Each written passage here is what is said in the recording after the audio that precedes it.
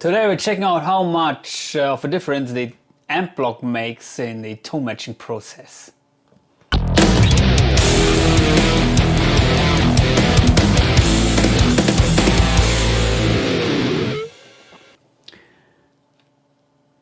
Recently I tried to make a tone match of the newer DSP archetype Petrucci with my AxeFX 3, and I made a video about that, so please check that out if you're interested in how to do a tone matching. But today I would like to show you something interesting, and that is usually when tone matching, it's very important that you're choosing an amp block which has at least the same, not the same sound character, but the same gain structure and the same amount of gain, like the desired amp has. And I was choosing the Atomica High amp usually, but in the AxeFX I was playing around with another amp, which I will show you in a second, and then I made two tone matches, one with the Atomica High and one with the other amp. And of course, in an ideal world they should sound the same, the results, because they should sound like the archetype Petrucci, but they're slightly different. So I will show you how they're different.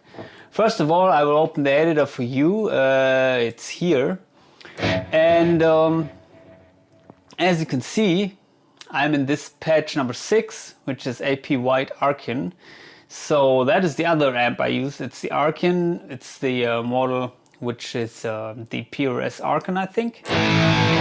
By the way, this is my new Harley Benton Fusion 3 guitar with everything stock, even the strings. So these are the 10 to 46s. That is the result.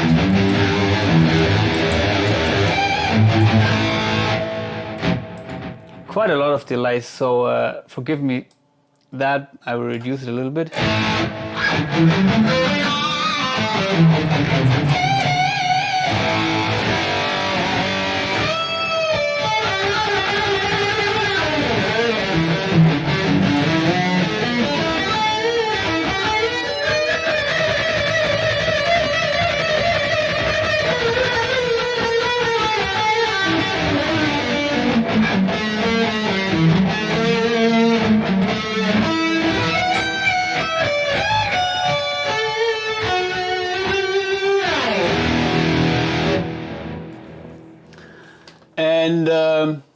And this is my effects chain. As you can see, important is the amp here. These are the settings which I used when during the tone matching process. So everything at 5 here, except the gain at 6.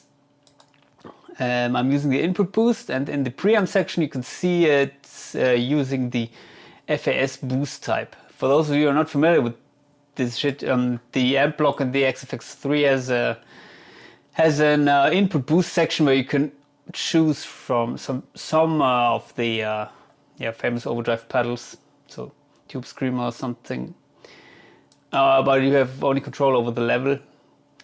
If you want to get more into this, you should use a drive block, and there you have way more options, but here I was just using the input boost for the tone matching. And as you can see here, the high cut frequency is 20k. That's the high cut after the preamp. And nothing really special. There's an EQ here in the preamp section, but I don't use it. I only use these two faders. They go up automatically when playing higher notes.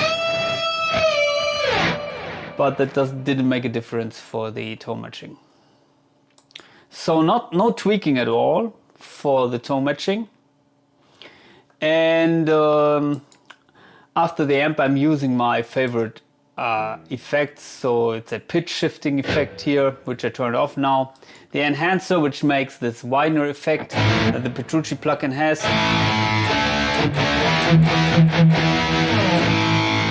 Turn it off.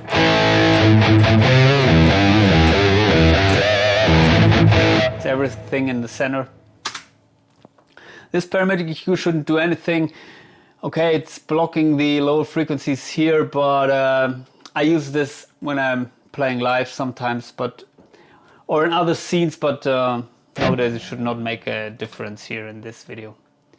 Reverb and multiband compression, which is reducing the lower mids when chugging.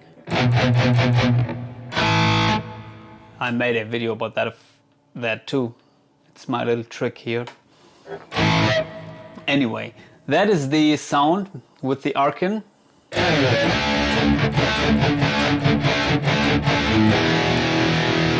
And then I made another tone match, which I will switch to in a second, using the Atomica High Amp model.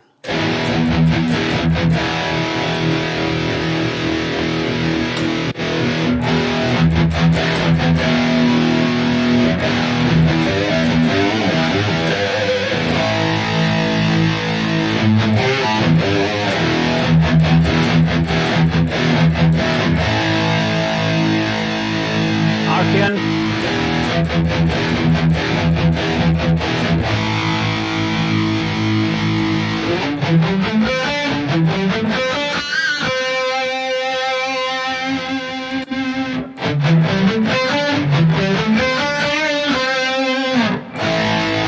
I think especially when playing these single notes,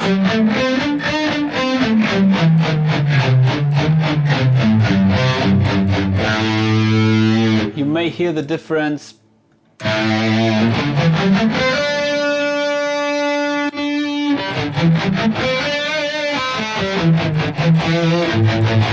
This seems to be a little bit more scoop.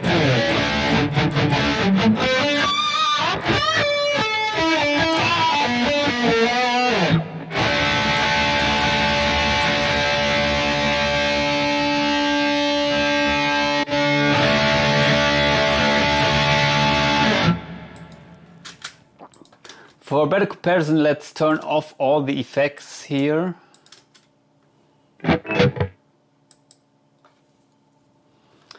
And also in the other preset.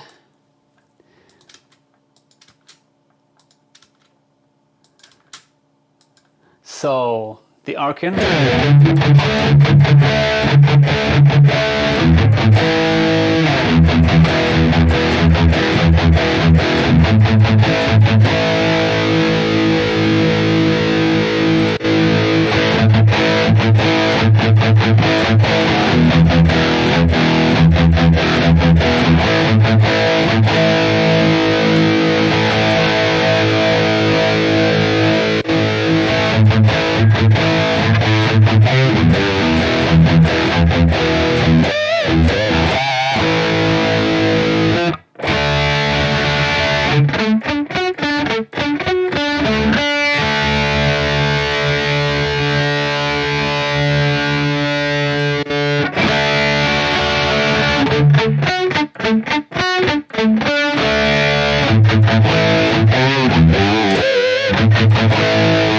So this has way more highs or presence frequencies, not way more, but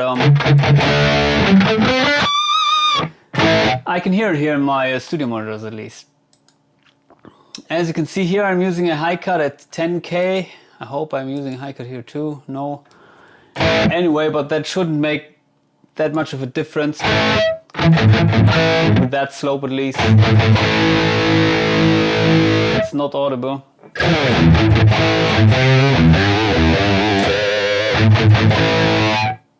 Low cut 27 Hertz. Well, that's also not a lot. And here.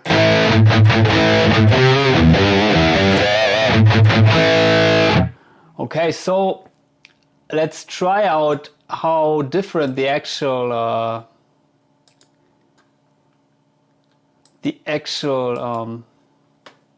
IRs, which are the result of the Tonematch sound. So here, where is it? This one. This is the other one. So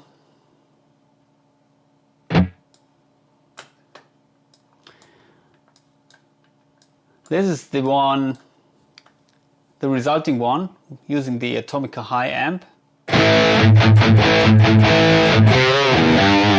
By the way, I didn't explain it here, I'm using the Atomica High Amp with also everything at noon Nothing here.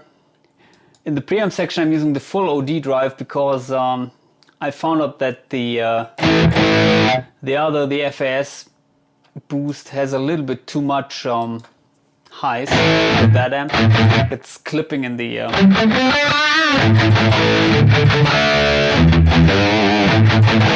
preamp stage.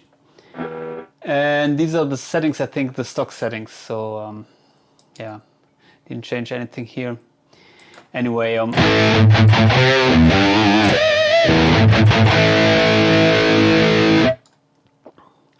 if we leave it at the FAS boost,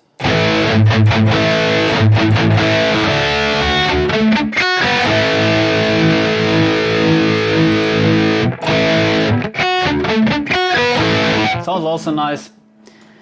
Anyway, so back to the question here. We have the original IR as here.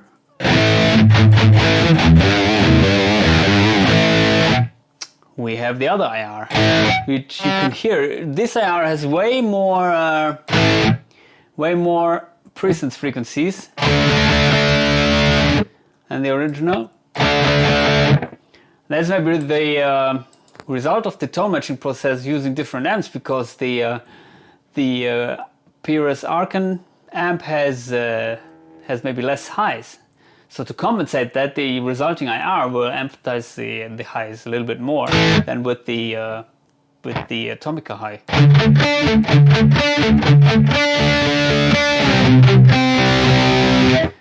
So that is what the tone matching process is compensating. It's just the difference to the original, and the result is this strange complex EQ curve in the IR. Also, we have here, where do we have it? You can see the differences of the IRs. So yeah, I don't know how to interpret that, but anyway, what I do use sometimes is the where do we have it? Smoothing option here. Maybe we can set it on to 5 only for better comparison. And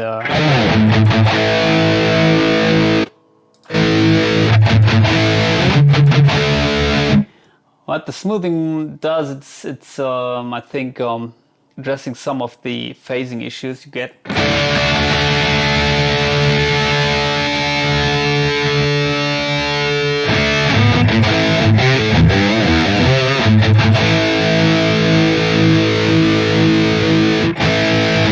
I use it a lot in the AxeFX 2. In the AxeFX 3, as the overall quality is that good, doesn't do that much.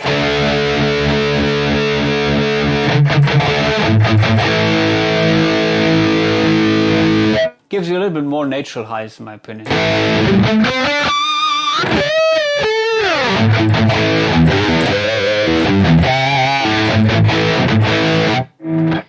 So yeah, that's basically the difference. And I can also show you something which is very nice, because these IRs, especially the ones which I made with the Atomica high,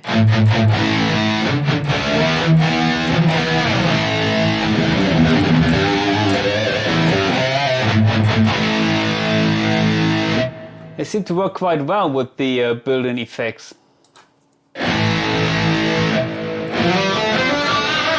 And also with some other amp models. For example, here I'm using another amp, the Band Commander.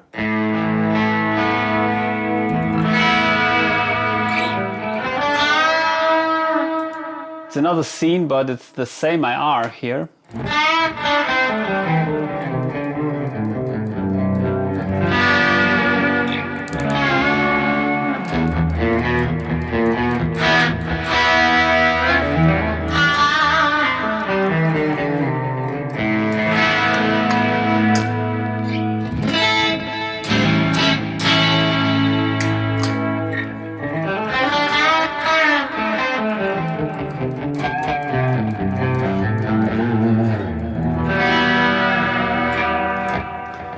What we can do is we can also copy the Arkin amp here, and just let me save it here.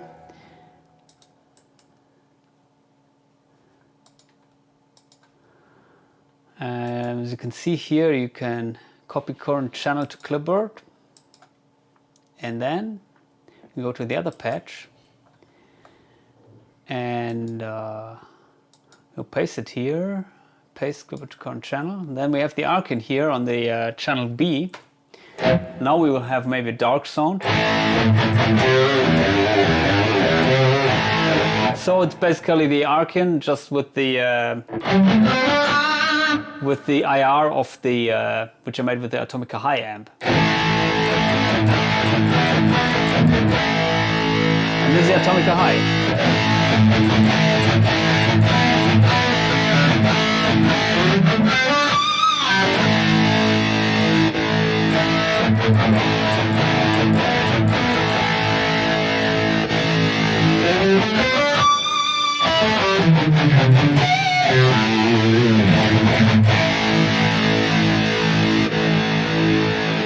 So I wonder what would happen if we choose the Arkin Bright.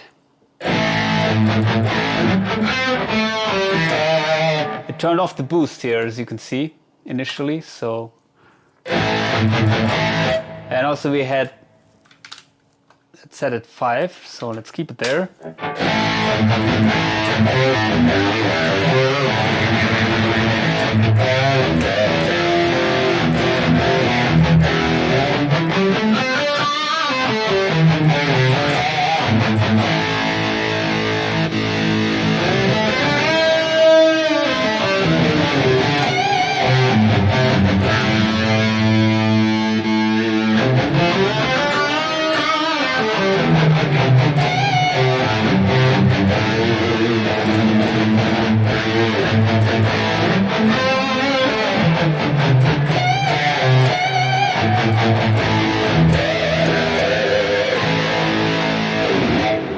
Sounds nice to me.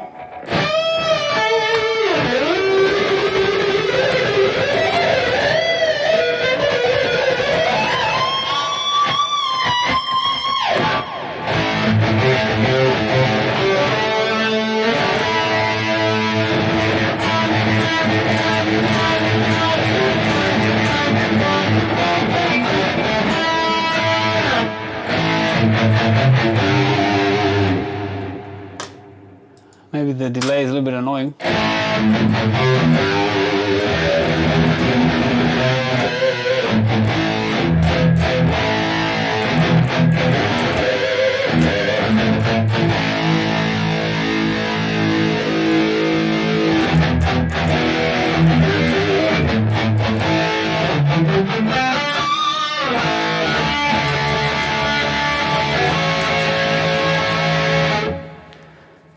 So yeah, as you can see, I'm having great fun to play around here, and yeah. So there are slight differences in the result when tone matching using different amp models. And which one's closer to the original, to be honest, I can't say it. And I also found out that these amps behave a little bit different. So some amps, if you play or picking harder, they behave different than others. They create maybe floppy bass or a little bit more bass frequencies, and especially then when you're playing something different, which you didn't play when tone matching, then yeah, you would hear the difference to the original. Also, you can feel it. They are pretty close to the original, I have to admit, and I'm really happy. So I'm using the tone matches when recording instead of the original. But that is the reason for that is that I use the processing power of the AxeFX then, and yeah, then I don't run into latency problems. But yeah, so I think one of the benefits of the AxeFX is the secret source in the input, so that it feels really soft when playing, like when playing a tube amp.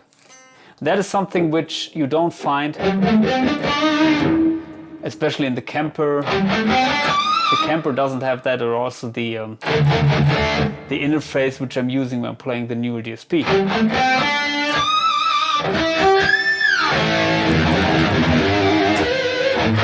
I don't know what it is, but if you play through an AxeFX 2 or 3, then maybe you can recognize that. It feels really, really soft when playing. They're great units. So anyway, I hope this helps you to get the best results with your tone matching attempts. And if so, please consider subscribing to my channel. Goodbye.